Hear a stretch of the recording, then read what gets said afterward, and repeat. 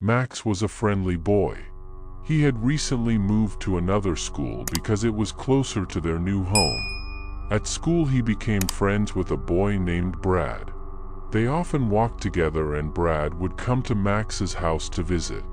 One day Max asked where his newfound friend lived, hoping that he would invite him to visit, since they had been friends for over 2 months.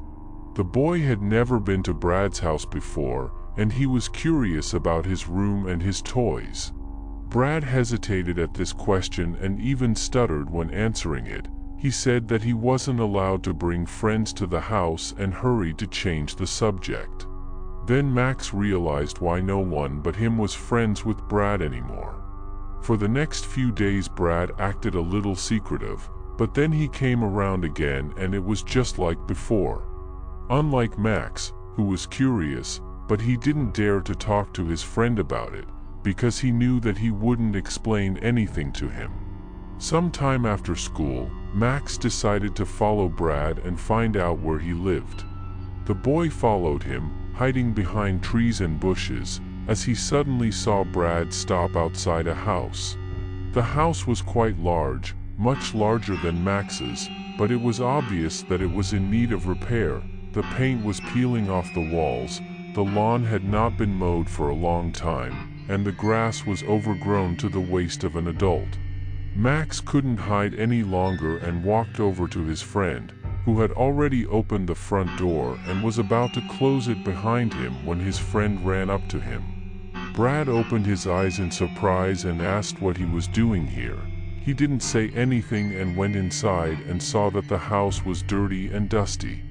Brad couldn't stand it and said that Max had better leave. The boy was offended, but he didn't even move from his place. Brad told him to keep his voice down as his father was writing a book in the study and didn't like to be disturbed from his work and his mother was sleeping. Max replied that he would be offended and not be friends with him anymore if he didn't show him his room. Brad reluctantly agreed since Max was his only friend. They slowly made their way up the creaking steps to the second floor and made their way to the boys' room.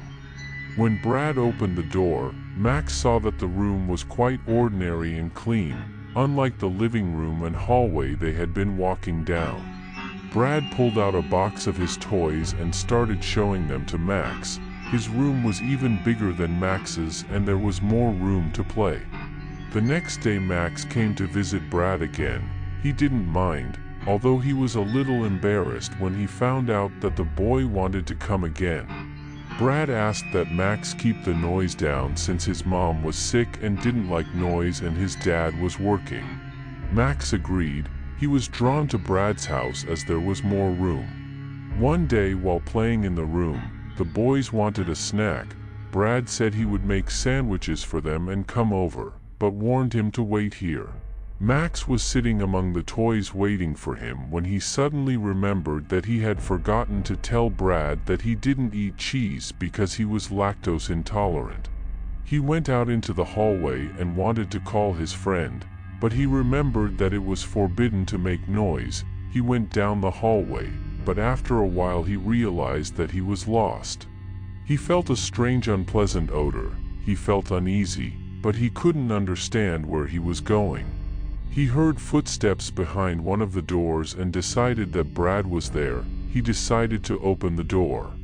Then he saw a man sitting on a bed whispering some kind of affectionate words and spoon-feeding a dead woman. Her skin was gray, her eyes were sunken, the room had an ominous stench.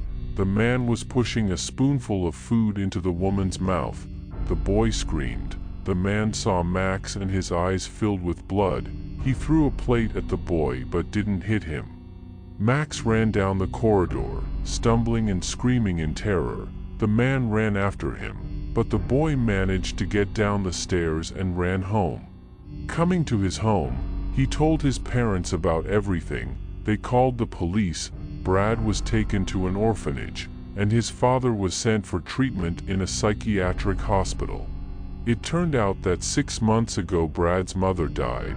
His father could not accept it, and after some time dug up her grave and brought the body home, telling his son that his mother was just very sick, and in order for her to recover, the boy should not tell anyone about it and especially bring guests to the house.